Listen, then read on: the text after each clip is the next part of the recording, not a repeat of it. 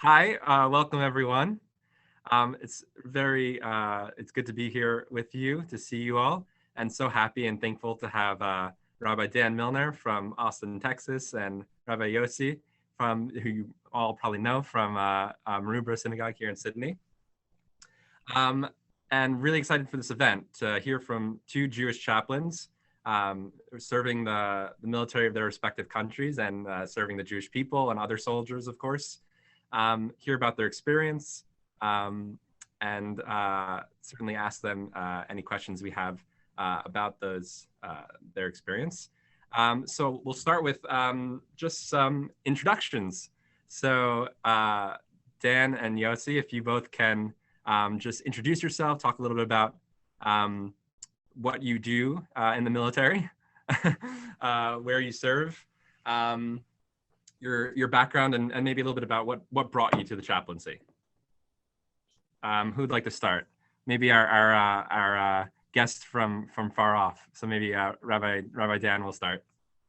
Thank you so much, Rabbi Kaplan. It's a real pleasure to speak with you all tonight. I feel like I have very strong ties with the great synagogue. I was a chavruta with Rabbi Elton many years ago back in yeshiva. And of course, Rabbi Kaplan was an intern over at Congregation Tiferet Israel. So have a lot of love and shepping, a lot of nachas right now. And really grateful to be here to speak with you all. I'm from the Chicagoland area originally. Don't know if there are any Chicago people out there, but from Glencoe, Illinois. And I went to Indiana University. Following that, I went to yeshiva in Israel at Yeshivat HaMiftar, then went to Yeshivat Chovevei Torah. And when I was at Yeshivat Chovevei Torah, I had signed up for something called the Chaplain Candidate Program, which is a wonderful program in the US military across all branches, where they offer the opportunity for yeshiva students, seminary students across all religions, faith traditions, to join the military and to try it out. And upon graduating or ordination, would be able to either go into the reserves, the Guard, or active duty. So I signed up for this. I joined with the US Navy, and I was in the US Navy from 2012 to 2019 in the US Navy Reserve. And it was a phenomenal experience for me, taught me a lot. And in 2019, I transferred over to the Air National Guard, the Texas Air National Guard. In 2014, when I got ordination, when I got smicha from Chovevei, I took a position at Congregation Tiferet Israel in Austin, Texas, where I am currently. Thank God I'm here with my family and loving the community here, loving everything that we're doing. And we got to a point in 2019 where we said, well, go and do something back in the military, something interesting. The Navy was a very complicated thing to work out in Texas, just on a logistical level. So I said, well, I've been in the Navy, can't really do the Army, so I guess I'll join the Air Force. And joined the Air National Guard in 2019. I'm currently a major in the Air National Guard. I'm with the 149th Fighter Wing out of JBSA Lackland. And I am currently overseeing, working with as a chaplain, the mission support group and the medical group, which I'm happy to talk a little bit more about in terms of what those responsibilities entail. Rabbi Kaplan asked, what are the reasons why I joined? The main reason I joined the military is because the Constitution of the United States guarantees my freedom of religion. And I view it as my obligation as a Jewish American to do my part to actively support that constitutional right. And for me, that active participation comes by way of military service. That's the way I see it. Every member of my family, since we came to this country, has served, every generation has served in the United States military since we've been here. And I see it as my obligation, my duty, and my honor to be able to continue that tradition. And so that's the main reason. I see it as my patriotic duty to do so. I love every minute of it. I'm grateful for it. And that's who I am. And that's what brought me here. Thank you, Rabbi Milner, and thank you very much. And just before I turn it over to Rabbi Yossi, I just want to say that everyone, please submit any questions you have in the chat, and we'll certainly get to those. I have a few more questions and topics to discuss with these guys that I want to raise, but we'll certainly leave ample time for your questions. So please, at any moment, you can submit questions to the chat. So let's turn over to Rabbi Yossi Friedman from Maroubra Synagogue. Thank you so much for being here. Please introduce yourself and let us know about your background. What brought you to chaplaincy? Thank you, Rabbi Phil, for inviting me. And it's nice to meet you, Dan, as well. Never met you before, but lovely to share this platform and hear about your experiences. And hopefully we'll be in touch after this as well, because, we share a great privilege in serving those of our respective militaries and our wonderful countries.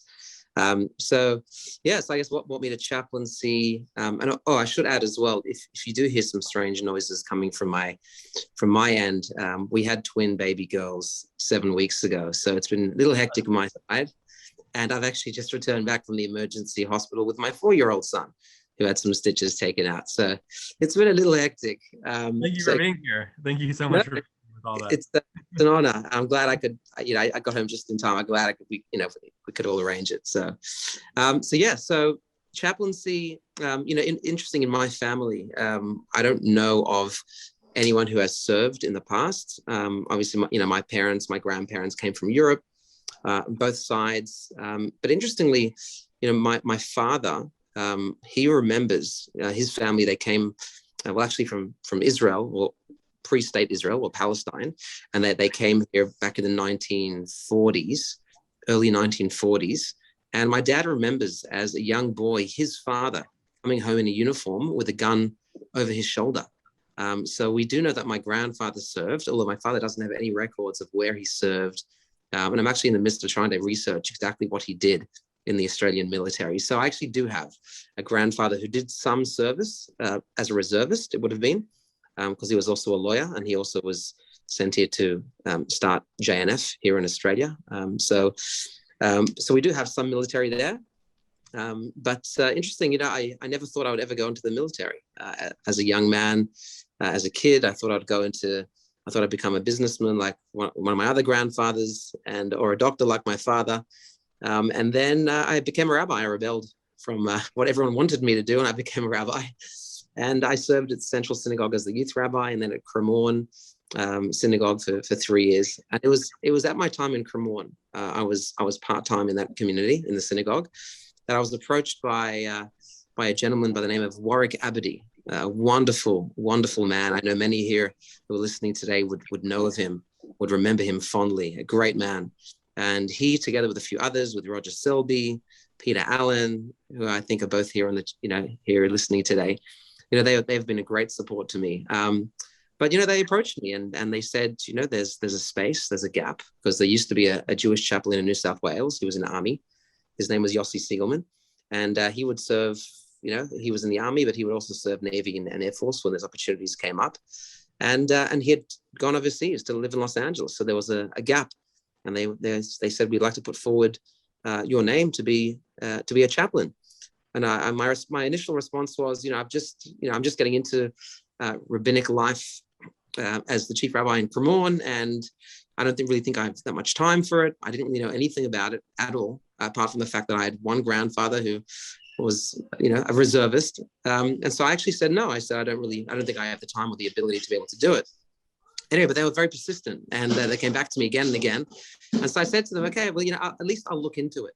And that's exactly what I did. I looked into it. It looked really interesting. It looked like a great opportunity to be able to serve the country, and also to be able to serve everyone in the ADF, and in particular, the Jewish soldiers, sailors, and airmen and women.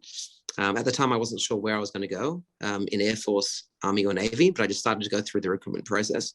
And that's when an opportunity came up in Air Force. Air Force were very keen to have their first, or so we believe, the first Jewish chaplain in the Australian Air Force. And so they quickly opened up a spot, and I was lucky that they really fast-tracked the process. Normally it takes quite a while, the whole recruitment process, but mine was relatively quick. And I haven't really looked back from there. I joined as a reservist. So it started off me doing, roughly 1 day a week. I'd serve my community in Cremorne. And then I'd spend one day going out to the Richmond Air Base, and I would, walk the hangar floor, walk around, try and make relationships with anyone I could. Obviously, having a beard was a great conversation starter because, in Navy, it's allowed. It's perhaps common even, but not really, not at all in Army, and very rarely in Air Force. So, but it's been a wonderful experience so far. And now coming into my community in Maroubra, where I've been for 6 years, I've continued that reserve service as well. So that's a little bit about me. Thank you so much. So that program that Rabbi Dan spoke about the Chaplain Candidacy program, I actually did that when I was in America in yeshiva, and had a really wonderful experience of being in the reserves during yeshiva. Spent a summer at West Point, the military academy, which was incredible. The young cadets there are just like some of the most high character young people you'll ever meet. So that was a really incredible experience. But one thing in particular that I felt during the training that I did, the general chaplain training, where there were 73 people, 73 chaplains training at the chaplain basic course. There was 2 who were Jewish, myself and Reform rabbi, 1 Muslim, and the rest were all Christian. And I felt like a lot of the benefit that I experienced from serving as a Jew in the chaplaincy in that moment was coming from being visibly Jewish and just making these relationships and representing the Jewish people. And some of these people hadn't met someone Jewish before. So I was wondering if you guys have a similar experience, if you could speak to how you feel your visibility as a Jew particularly impacts your role as a chaplain and as a Jew, if there's specific benefits or things that you get out of that, or things that you think are important for the Jewish people more broadly. If you could just speak a little bit about that, your visibility as a Jew in the military of a country that's where Jews are a minority. Well, I think that, in a training environment, where you are maybe the only Jew in your company, for me, that was certainly true when I was in the Navy. When I was at Officer Development School, I was the only Jew in my class, in my company. And when I was at basic chaplain course with the Air Force a year ago, I was the class officer, but I was the only Jew in my company. So you are automatically, instantly aware of the fact that you are different, and that puts you in a certain position. On the one hand, from my experience, you become very aware of everything that you're doing, because you are aware of the fact that for some people out there, you could be the first Jew they've ever met in their lives. And for them, this is going to be their Jewish experience. Whenever they think back on, they meet somebody later in the service or whatever who is Jewish, they're going to remember you. So the opportunity to do a Kiddush Hashem is extremely high, right? You can do the biggest Kiddush Hashem, the greatest sanctification of God's name, by being above board in everything that you do. And that will be the memory that folks have of you. But on the other hand, you're also aware of the fact that, hey, if I slip up, the ability to do a Chilul Hashem, a desecration of God's name, is just as high. So you're always aware of that balance. And I think that that's not a bad thing. I think it puts you on a level where, you don't have to be Hercules, you don't have to be a hero, but you also have to be aware of the fact that you are setting examples, moral examples for people to follow. You don't have to be first in the race. You don't have to be the biggest, strongest guy with the push-ups and the running and the sit-ups. But you certainly, if somebody is going to get in trouble because of something that the company did, it's not going to be your fault. And you have to make sure of that. So I was always very, very aware of that, and always very aware of the way I spoke to people, treated people, acted around people because of that. As an officer, sort of on the other side of training, when I'm in my, Air Guard role, it's sort of different, because there you're an officer, you're a chaplain. For me, I think we just did our annual ministry plan, where we did a survey of everybody in our wing to see what their religions were. They wanted to report what they were, whatever, so that we could know how best we could serve our wing. I think there were like 2 or 3 Jews in the 149th. very small group. That being said, how does a group of people that does not have a Jewish context relate all of a sudden to a Jewish chaplain who's coming in? Now it's just me and one other chaplain in the 149th. That's it. And so this is their team. So a lot of it comes from building relationships.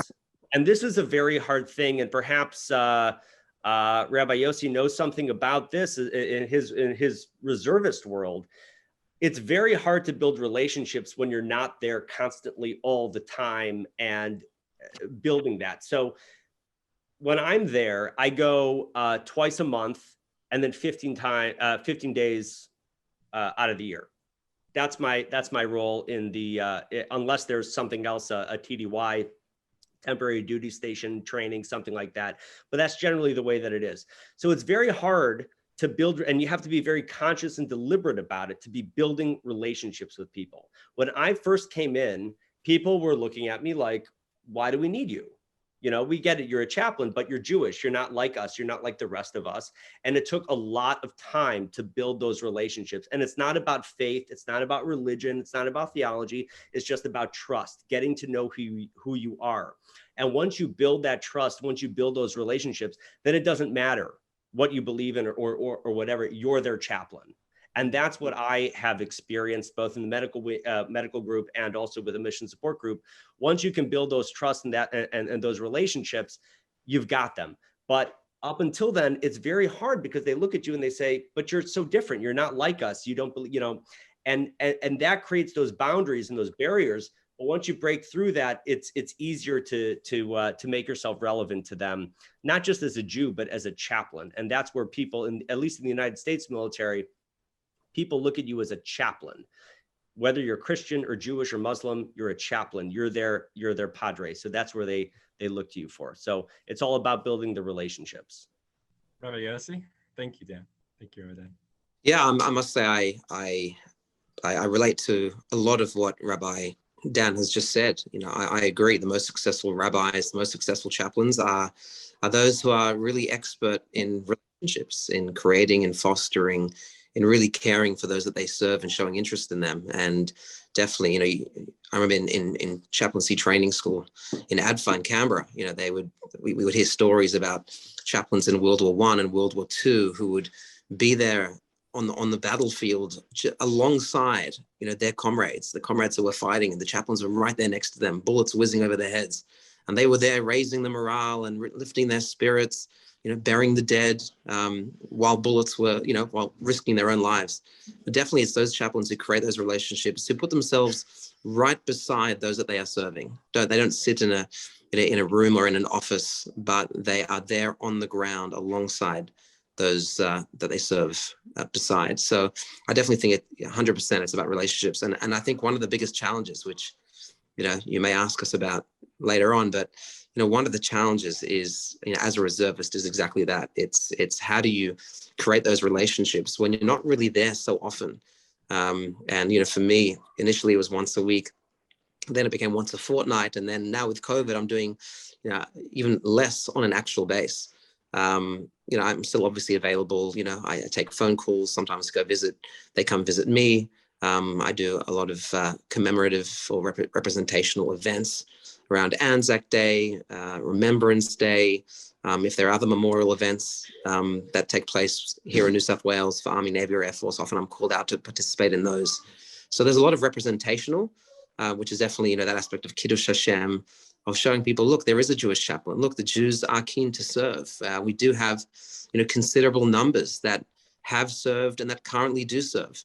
And, you know, interesting, in World War I, out of a population of some 24,000 Jews that were in Australia at the time, you know, it was about 10% of those, or 11%, enlisted to serve in World War I. That's a very high percentage, 10.5% enlisted to serve, which was the highest out of any other faith group in terms of the proportion to our total population, to our numbers. And interesting today as well, if you look at the numbers, you know, we estimate there's between 300 and 400 Jews in the ADF. It's very hard to know exactly because not everybody lists their religion. But if you look at that number out of, you know, let's say 80,000 in the Defense Forces, it's the same proportion, 0.04%, as the amount of Jews in Australia. So it's quite amazing. You know, we are well represented, our total population to the amount of Jews that serve. And we've always been like that. We've always contributed, you know, way beyond our numbers, equal, if not surpassing, those of other faiths, of other backgrounds. The Jews have always been willing and always wanting to put themselves out there to serve. And so I think for me, that's something that inspires me. And that's something that I want to show the world. When I spoke at an Anzac Day dawn service 2 years ago at Bondi Beach, there were some 10,000 people there, and it was a wonderful, you know, every year it's a very moving event. And I was asked as a Jewish chaplain to share a few words right at the end, a 2-minute little pre-benediction speech. And I spoke about the Jewish contribution, to know that the Jews, we are willing to put our neck on the line. We want to contribute. We are here to serve. And I think that really is what really drives me. You know, as Rabbi Dan mentioned as well, for him, for me, that's a real driving factor into why I do what I do. Thank you. Can you guys speak a little bit about how you serve Jewish soldiers and non-Jewish soldiers, maybe some of the similarities and differences? I think you both touched upon that you're there to serve people, and you're, you know, Rabbi Dan used the language of you're the chaplain no matter what your faith is, but there must be some differences or some unique challenges that come in serving either your Jewish soldiers or your soldiers of other faiths. And then I guess as a separate question, but related, how do you think the military does in supporting Jewish soldiers? So as I mentioned, we don't have that many at my wing. But I can tell you that the best way that we support, look, the two core competencies of the U.S. military chaplain, as described by the AFI, the Air Force instruction, is to provide spiritual support and to advise leadership. That's our job. And so when it comes to a Jewish airman, you know, we want to be sure to provide any accommodation that is required. I've had situations, not necessarily from my wing, but from other places, both in the Army and in the Air Force and in the Navy as well. I've gotten calls from other chaplains wondering, how do I advise this Jewish sailor or this Jewish soldier? So to be able to provide that kind of religious accommodation and support, that's key. But that's really our goal anyway, when it comes to any service member that we have. How do we provide accommodation and support for anybody? So there is a uniqueness in the sense that we want to be able to provide, if it's a program or a service or a tefillah, whatever it is that is unique to our Jewish service members, particularly when it comes to, you know, personal grooming. You know, you had mentioned that in the Australian Navy, they wear beards. In the U.S. Navy, that did not become fashionable, but now a lot of these things are being challenged. However, when it comes to this kind of accommodation, you have to also be very careful when people sometimes come to you and they want an accommodation. They've been in the service for 10 years, and all of a sudden they decide that I want to do this, I want to do that. So there, the chaplain has to be very careful. You have to in order to do an accommodation, you have to do a full interview this person, where are these thoughts coming from? Who is your rabbi? Who is your minister? Follow up with that person. And then that recommendation is not from us. It goes to the commander. The commander ultimately determines whether or not he or she will approve something. So the commander relies on us to determine these things, and they ultimately decide what they are willing or not willing to do. But I would say that, you know, we treat everybody the same in that regard. For me, again, I don't have that many Jewish personnel that I deal with on a regular basis, but I do feel that my main goal is to make sure that everybody's faith is supported, that everybody feels encouraged, that everybody feels like they are able to, you know, achieve spiritually what they need to achieve as service members. I would say that, are we doing a good job? I believe that we are doing a good job. I really believe that the U.S. military is looking out for people, to try to help, to try to support, to do everything that we can to help folks. Are there folks here and there that are, you know, kind of not interested in that? Yes, of course. But overall, I would say, and I could speak from my personal experience in my fighter wing, the most amazing people that will bend over backwards to make sure that you are feeling supported and that every member is feeling supported. So I have nothing but wonderful things to say in that regard too. Excellent. And I'm not being paid to say that. I honestly. Rabbi Yossi. Yeah, so in chaplaincy, it's an unwritten law, but it's service for all. We serve everyone. So if you're a Christian chaplain, if you're a Muslim chaplain, if you're a Jewish chaplain, no matter what background you are, what your matter of expertise, your subject matter of expertise is, you have to serve everybody. And so I also, at my base in Richmond, we didn't have that many Jews. In fact, I was lucky if there was one or maybe two. And often when I would go out there, in fact, the majority of times, there wouldn't be anyone Jewish that I would see there. And so therefore, it was all about just walking around and trying to find people to have conversations with. I think as chaplaincy, it's very much, when they need you, they'll find you. But more than that, so on the one hand, yes, we have an office and we do have meetings with, airmen and women or anyone who would like to meet with us and have conversations, whether it be about religion, whether it be about relationships, workplace issues they're having. We advise command as well. So we are there for when they need us and when they seek us out. But also, as I mentioned and touched on earlier, to really be effective, it's not enough just to wait for them to come to you. You really need to go out and build those relationships so that they will, open their hearts and their lives to you. And often it's the discussions you have, on the hangar floor, or when you're out and about, going on a jog, doing, the fitness exercises in the mornings. Often those discussions are the most beneficial and build those relationships. And it's often there that you do your best chaplaincy when you're out and about with those that you're serving. But I definitely, my experience has been really good, I must say. Everyone's been very respectful, very, very appreciative that there is a Jewish chaplain. They, in terms of diversity, that's the buzzword within defense, which is, to have a diverse defense force, and indeed we have members of all faiths and backgrounds serving. And so we also need chaplains that come from those backgrounds to be able to cater for them. And so again, in terms of what I do, definitely I'm the SME, the subject matter expert for Judaism. So if anyone has any questions about, spirituality, religion, and want to know about Judaism, they'll come to me. But I would say the majority of times, the discussions I have aren't about faith, aren't about religion, but it's about something else. It's about the football. It's about, workplace relationships. It's about many other things. And so again, for that, you don't have to be Jewish to be able to come to me. In fact, most people who, when I'm on the base, who I see are not Jewish, but it's about how can I serve them? And again, be that Kiddush Hashem, show them that actually, look, a Jew is normal. But wow, this is a rabbi, this is a Jew. I've never seen a Jew before, or even if I have, here's someone I can really relate to. And, the Jewish people, wow, they really do contribute, and they're good people.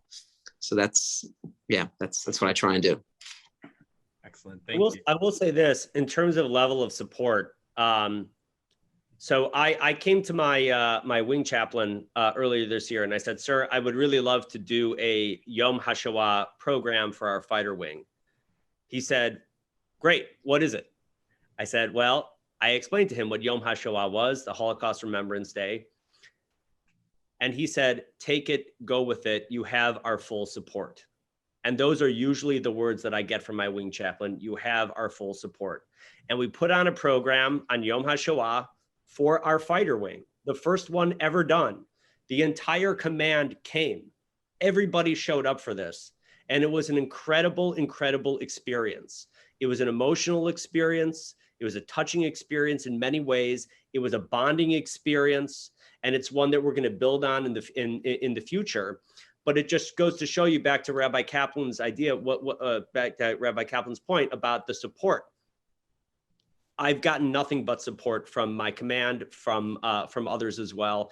And that's just one tangible example of that everybody came. They didn't know what Yom HaShoah was, but they said, chaplain's giving it. We're going to go. We're going to find out what this is. And it was an incredibly moving experience for everybody. Thank you. You might have preempted perhaps even another story, Rabbi Dan, but my next question, and this is before we open it up to your questions, so please submit those in the chat if you have any, would just be for each of you to share maybe one of your most memorable experiences, something that really stands out to you.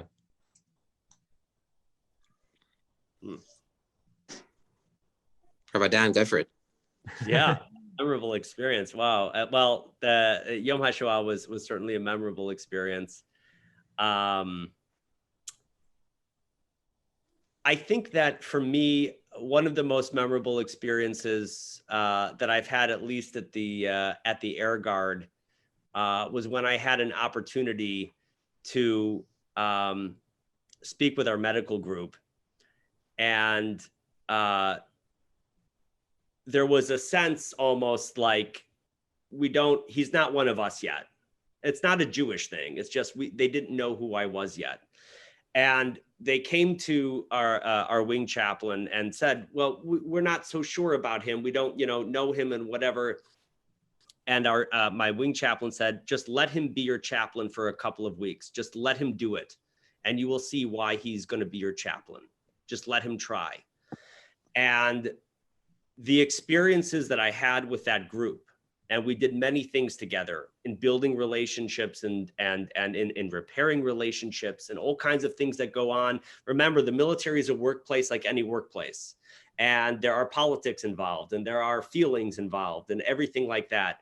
And just to be able to be at the center of those healing moments and to know that I was helpful to something that was so bigger than myself, particularly in a place where at first my presence was sort of, suspect. That means a lot to me. And I carry that with me whenever I go into an interaction. I just did a prayer service with the folks at the med group. Right now we're doing a lot of, it's scaled down a little bit. I don't know if it's going to go up again. The COVID-19 relief. I was just there at the clinic and held a prayer for our men and women over there. And they came up to me and they, it was a different story from where we are today, from when I began. And that just means the world to me. So those kinds of things, again, going back to what we said earlier, those relationships, the building of those relationships means everything to me. And those are the most precious moments that I have. Thank you. Rabbi Yossi.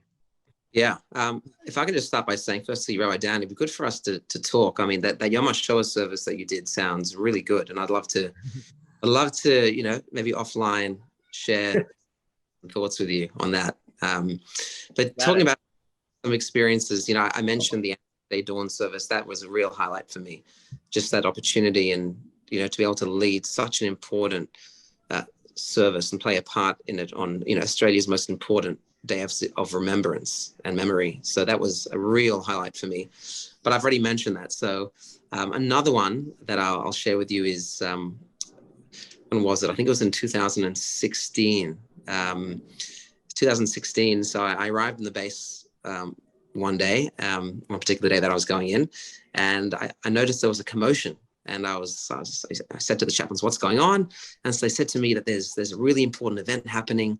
One of the units is being awarded their colors, their flag, and there's a big consecration ceremony of this flag taking place, and they're trying to figure out how they can incorporate you in that ceremony. And so I was like, wow, okay. Well, anyway, shortly after I was called into the CEO's office, and he said, this is what we intend. Are you able to help us by consecrating the flag? We're going to have, a leading Christian chaplain, two different Christian chaplains of, one Anglican, one Catholic chaplain. I think it was those two. And we'd like to incorporate the Jewish presence as well. So, that really put me off guard, because I'd never had this scenario before. In Judaism, praying or, consecrating a physical object is seen as, idolatry. So how do I get around this? I really want to play a part in it and, do that Kiddush Hashem and have that voice, have that presence, but how do we do it? So after quite a bit of consultation, we figured out a way, which is I would open the ceremony by blessing the moment and blessing the people who are present. And I'd leave it to the other two chaplains to bless the flag and consecrate the flag and do all of that. So it actually worked out really nicely. There was really good feedback, and it was just a wonderful experience. Excellent. Thank you so much. Okay, so let's turn it to the questions we have from the audience. So we have two here. So please, anyone submit more, but we'll start with them in order. The first one is, have either of you encountered any anti-Semitism in the military?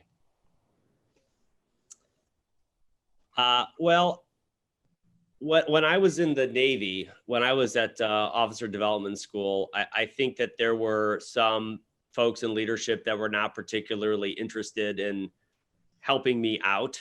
And I'm not speaking about the officers per se, but more the chaplains that were there. I have experienced that. I've experienced also some other things just from, when I was at ODS, Officer Development School, some people that would say something insensitive or, whatever that. But the point is that I took those moments as opportunities to lead from the front, to not engage on that level of being hurt, but to try to say, okay, let me explain to you why what you're saying to me might not be the best way to talk to somebody who's Jewish and might help you out in the future. And that was always received very positively. I could tell you from my experiences in the Air Force, I've never experienced anything like that. But I think that a lot of it just has to do with culture and where people are coming from. And you always want to be down the kafschut, right? Always give people the benefit of the doubt. I think that the majority of the people that you meet, I'm sure it's true in Australia, it's true in the United States, they encounter a Jewish service member for the first time. They're not trying to be offensive.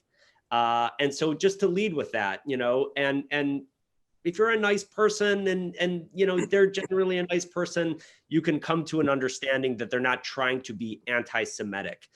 So I think there's a difference between anti-Semitism and somebody saying something that might be a little bit offensive, and just to sort of correct that. And so that's kind of my level of experience of that. I've never encountered something that was like systemically anti-Semitic or somebody doing something horrific in that regard. It's just generally those one-off kind of things where you can quickly make that correction. And it's always on a relational level, right? They know you, and they if you correct them about that or explain to them, they understand it, and they're thankful for it. So, yeah, nothing horrific, nothing bad in that regard. Just these sort of one-off kinds of things where you have to say, hey, maybe you shouldn't talk that way, or you shouldn't say that word, and let me tell you why. And they're usually pretty happy that you help them out with that. Rabbi Yossi? Yeah, I would say the same. For me, I would say I've never experienced anti-Semitism in the Defense Force here in Australia, in the Air Force. I know very much amongst my co-chaplains, there's real respect, and often they'll bend over backwards to make sure if they're having an event, can we get kosher? Can we even order the kosher and bring it in for you? Like, they're very, very careful to try and be as inclusive as possible. Of course, you do have those times where there was one time where one particular person was making some jokes, and I don't think he was aware of the fact that it was a little anti-Semitic, but again, I just had a discussion with him and made him aware of that, and he apologized, and that was the end of that. So I think it's more about not being aware, and when those cases do come up, to really get on them and to educate, and that's what it is. It's really an opportunity to educate as to who we are, and as to the importance of, before you say something, think about what you say. And, is it something that is inclusive, or is it something that will exclude or make fun of someone else? And so it's very much about that educational element. But I must say, I've just had a great experience coming into defense from everyone, not just from my chaplains, but from everyone in defense that I've encountered, very accepting. And also, I would say it's also very much the environment. There's, in defense, there's a zero tolerance towards any form of anti-Semitism, bullying, and all these things are reported as well. So, it's just, I found it a wonderful environment to serve in that regard. Excellent, thank you. The next question is about conversion. Have you ever had anyone approach your request to do a conversion in your units? And do you take lead on this? How do you handle that? Either of you have experience with that? Yeah, I've got one guy right now in my unit that I'm working with. He called one of the chaplains and said, one of the chaplains in my unit before he left, and he said, I'm thinking about Judaism. I don't know what to do. I don't know where to go. You're the chaplain. What do I do? And our chaplain said, it's your lucky day. We have an Orthodox rabbi as our chaplain. So congratulations. So he put me in touch with him, and we're working on conversion for him and his family right now. How long has that process been so far? Almost a year. We're rounding the end. And does he go to your shul, or has he found the shul closer by? He's by a frum shul where he is. Sometimes he'll come to us, but he's situated where he's living, where he'll have to go to. There's a Chabad by him, so he goes over there. Amazing. Yeah. Rabbi Yossi? Yeah, so thank you, Reese, for your question. And maybe I'll answer this and also kind of bridge it with the next question about, what's similar with your pulpit role, your rabbi role, and your chaplain role, because my answer to this brings both. So, I've, often when I've made relationships, I've also invited them to come and see me in the shul and to, come to my house for a Shabbat meal, to try and give them more of a Jewish experience. One thing to be able to assist someone in the defense environment, but it's another thing to give them a real authentic Jewish experience in your own home, in your own shul, to meet members of your community, to come to a Pesach Seder.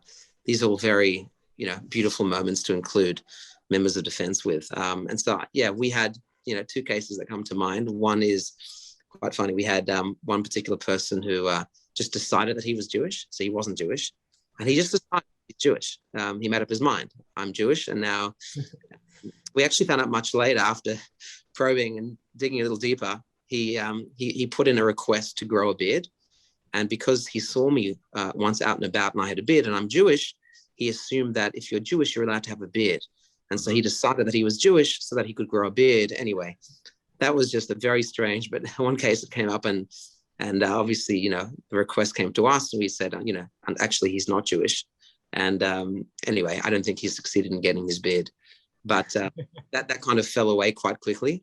It's amazing what people will do to try and, cut corners or get a beard or, try and get something that they really want. But then there was another person who, not Jewish, who was very interested in Judaism, and we had a number of discussions, and I invited him to come to the synagogue, and he came for, quite a number of weeks to take part in the synagogue service. He befriended those in the shul, and he hasn't started the conversion course. And, if he would do that, I would do that outside of defense. I would do that as part of like I would to anyone who would approach me in my shul, from outside to convert through the Sydney Beth Din, go through that whole process. So I think that's where it kind of, the two paths converge. But this person, he's still learning and exploring and gaining experience, whether in shul, whether it be Jewish festivals, but he hasn't started the actual conversion process just yet. Mm-hmm. Rabbi Dan, anything to add about that second question that Rabbi Yossi answered? So about the differences or similarities between your role as a chaplain and in your pulpit? Yeah, I think that the big difference is, for me anyway, is that a chaplain has a ministry of moments. Your job is to be there to facilitate a moment for an airman or a soldier or a sailor. That's your job. You'll plant the seeds. You might never see those seeds bear fruit. And you have to be okay with that, because you don't know where the person is going to be in a year, in a couple of months. It's a little bit different in the Air Guard because we're typically not as mobile. We're around more than like in an active duty environment. But that's kind of the idea there. A pulpit Rav is there for the long haul. You're there to see generations grow. You're there to be there with families and to see things spread themselves out throughout the generations. And you expect to see that. And so that's the big difference. It's not about, to be a chaplain is to come alongside somebody. To be a pulpit rabbi is to be completely invested in a person's life from start to finish and to be there for them every step of the way, to see generations grow that way. So the expectations are very different. My expectation when I have an airman come to my office for a counseling, I don't know if I'll see that person again. I don't know if my words will make an impact. And I have to be okay with that on some level. The follow-up process is very, very different in the chaplaincy than it is in as a Rav, where somebody, will talk on the phone. I'll see them every day at shul or something like that. It's very, very different. And so you have to make your peace with that. And as a pulpit rabbi, you can't have those expectations for the chaplaincy. And that's a difficult thing to do, right? Like, why isn't this person doing this? Or why is it, you have to be able to make your peace with that and to understand that your role is somewhat different. And you feel that tension. Perhaps Rabbi Yossi can speak to it, but you feel that tension between your rank and your functional badge, right? You are an officer and you are a servant of God, and you are these two things at the same time. That is something that we don't have in the pulpit. In the pulpit, you are the shaliach, you are the emissary of Torah, of everything that Judaism represents. And that is what your people expect you to be.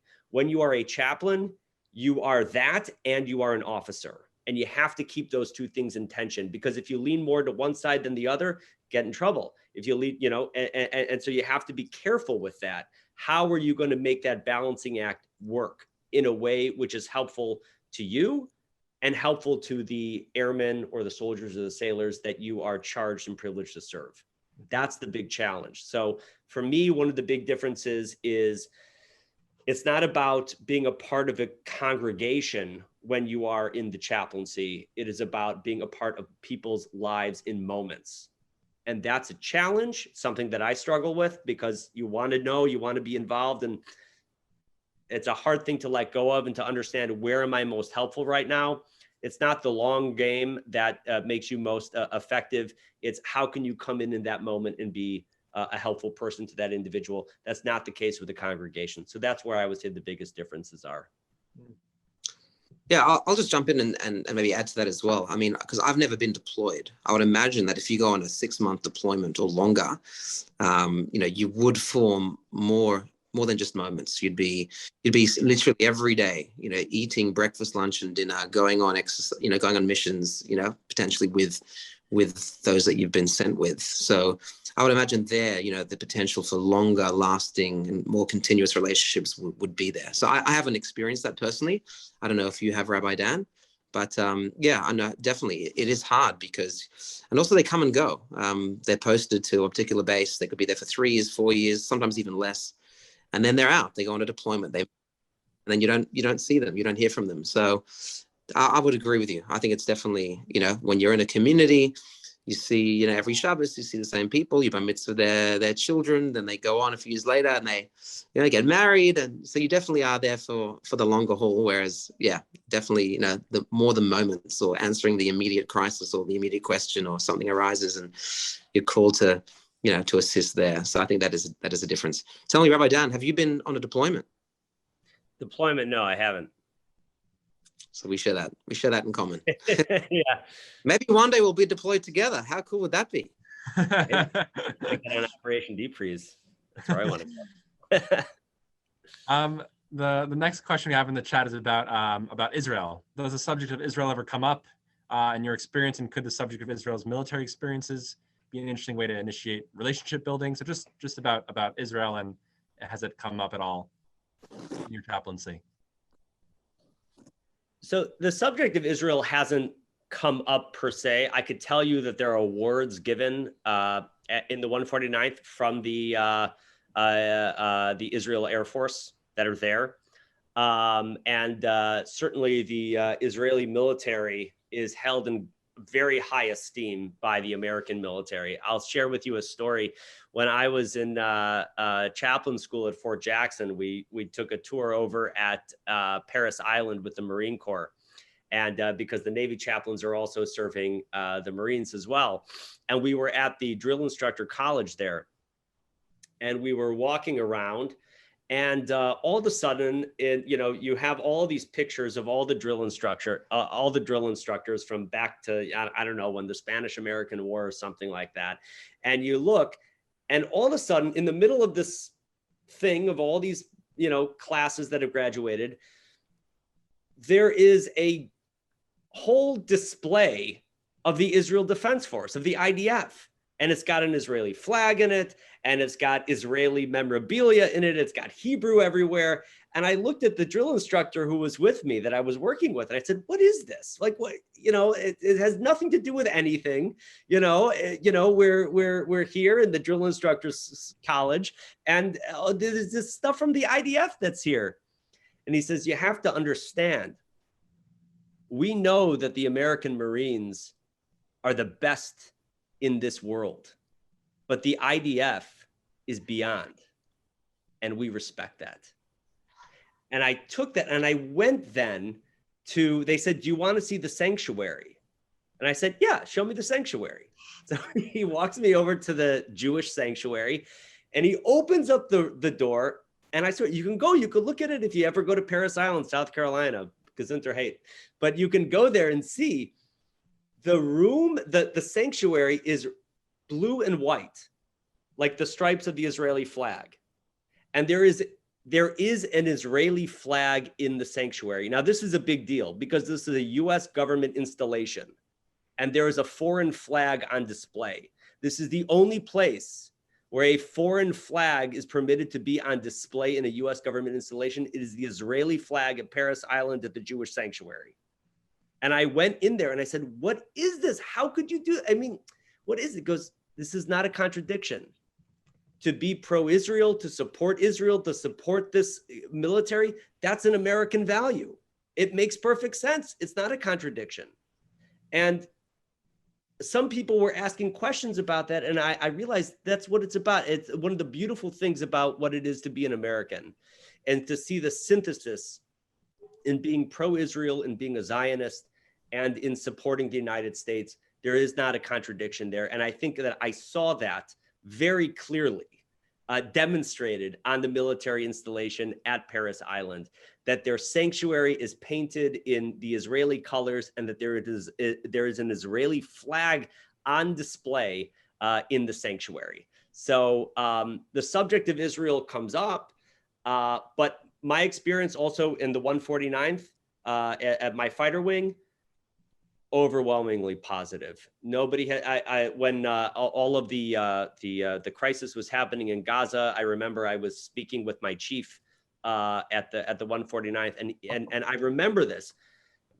Now I'm remembering it now. He came up to me, and several other people came up to me, and they said, "Chaplain, we're praying for you, and we're praying for your people." And that was in the Air Force. That's what they said to me. And I didn't ask them anything. I was just walking down the hallway, and people would come up to me and saying, "We're praying for you." An incredible thing. And I'd like to say only in America, but maybe Rabbi Yossi has more to say on that. Yeah, so that has happened to me as well. Just the amount of support that I've received as well when Israel is at war. People saying we're thinking of you, we're praying for you and your people. That has happened to me too. And interestingly, when I was on training, there was one fellow trainee who came up to me, and he said he's actually from Palestine. His parents are Palestinian. He grew up in Palestine, but he served in the IDF, and now he's serving in the ADF with me. And he said he only has the utmost respect for Israel and what they're trying to do and what they stand for, which was amazing for me to hear a Palestinian man now serving in the ADF, who did serve in the IDF.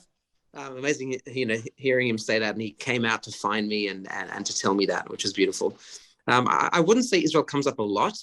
There have been times, where, whether it be fellow chaplains or other members that, someone we get onto the topic and have the discussion, they're kind of in awe of the story of Entebbe, the 6-day war, and Israel's achievements. I think there is that, when they speak about those achievements with me, they're kind of in awe of what Israel has achieved. And I really do feel the respect within defense, at least within those discussions I've had from members of defense, that they really do have that respect, and we're allies, and we, it's as you said, Dan, it's, we believe in the same values. And so I really do feel that with, at least within those members that I've met and had those discussions within defense.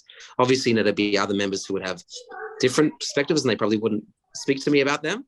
And I don't speak to them either about that. But I've only had very positive conversations. Fantastic. The last question we have in the chat is about, are there female Jewish chaplains do you know of?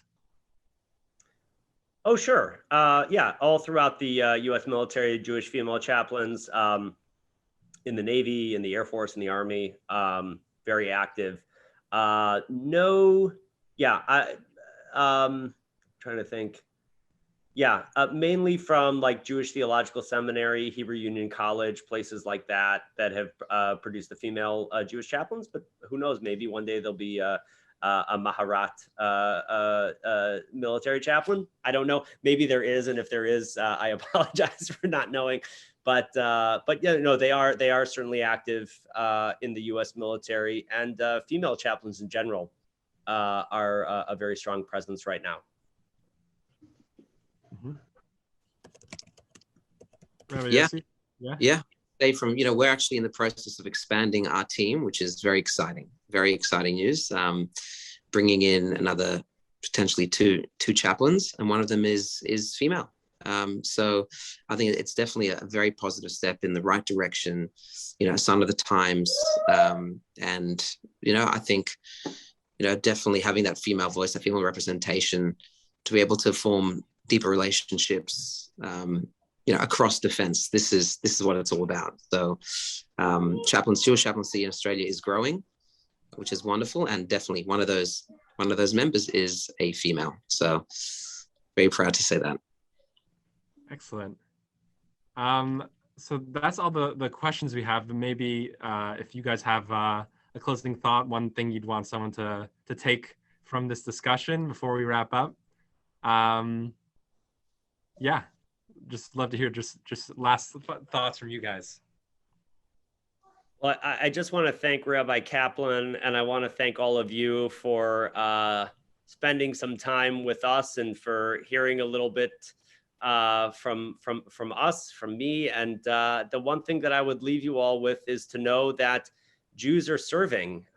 Jews are serving all over the world and in every country, and serving with integrity, with honor, and with pride, and doing their utmost to honor their countries. And every once in a while to remember those people, the underserved Jewish communities that Rabbi Yossi and I make it our jobs to go out there and make that the focal point of who we are. So in any way that you can get involved in helping those communities, whether it is with care packages or a notes or any way to get involved in your local military institutions and establishments, and to know that there are Jews that are out there and that it would mean the world to them to get a Rosh Hashanah card, or to get a Pesach care package, or a Hanukkah card, whatever it is, it really means the world to people, just to let them know that you're thinking about them.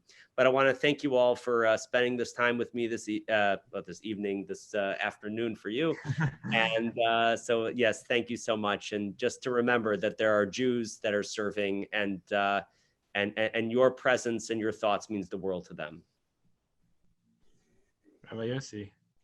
Yeah, that was a beautiful message. But also to thank you, Rabbi Phil, for inviting me, and Rabbi Dan. It's really lovely to hear from you and to meet you. And I really hope that this relationship between us will also continue. We can share ideas, and I particularly enjoyed as well, having these building relationships with chaplains all across the world. The birth of our twins, we received a beautiful package in the mail from a chaplain overseas. And it was just, someone that I had maybe just a few conversations with, but it really made me feel like we're all connected. We're all, in this world together. Jews, no matter where you are, no matter where you serve, we're all in it together. We're all serving together. We're fighting for the same cause, which is to bring goodness into the world, to defend the values that we believe in, to uphold, the countries that we live amongst, and to ensure that everyone can live in peace and harmony together. And so, we share one world, and let's look out for those, especially as you said, Rabbi Dan, those who are putting themselves on those front lines and are in those really high pressured roles, and are, defending the country so that we can live peacefully, and that we can live with the values that we so cherish, to spare a thought for them, to spare a prayer for them. As we said, Rabbi Dan, to send them a card or a care package. I think that's so beautiful, so important. But it's nearly Rosh Hashanah. It's now the month of Elul, and what I'm trying to do every day personally is think about what's one thing I can do today. It doesn't have to be something massive and big, but something small, because you never know that it could be that one small thing that could make all the difference to somebody. And I see that all the time in defense. One small conversation, one small email, one small thought can really make a world of a difference to someone. So I wish you all Chodesh Tov and Shana Tova. Thank you guys so much. I'll be so happy if one of the things that come out of this session is that you two stay in touch. You're both such wonderful guys and wonderful rabbis. And I think you probably would learn a lot from each other. And so that'd be really great if you could use each other as a resource and be in touch. Thank you both so much for being here.